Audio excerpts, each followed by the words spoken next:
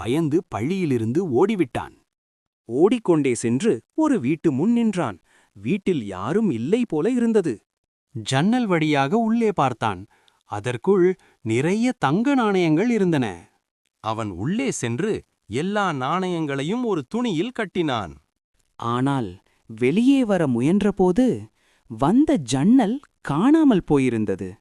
அவன் பயந்து அழ ஆரம்பித்தான். அப்போது ஒரு மர்மமான மனிதர் வந்தார். அவர் ஒரு மூட்டையை தூக்கி போட்டார். அதை திறந்தபோது அதற்குள் இருந்தது தங்கமில்லை, சாம்பல். சுரேஷ் அதிர்ச்சியடைந்தான். அந்த மனிதர் சொன்னார், இது தெய்வத்தின் இடம், இங்கே திருட முடியாது. தன் தவறுகளை உணர்ந்து திருந்தினால்தான் வெளியே போக முடியும். அவர் மறைந்தார். சுரேஷ் அழுதான். நான் இனி பொய் சொல்ல மாட்டேன். கதவு திறக்கவில்லை. நான் நண்பர்களை அடிக்க மாட்டேன். திறக்கவில்லை. நான் நல்லா படிப்பேன்.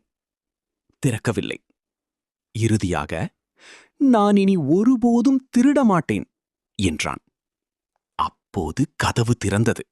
டேய் சுரேஷ், எழுந்து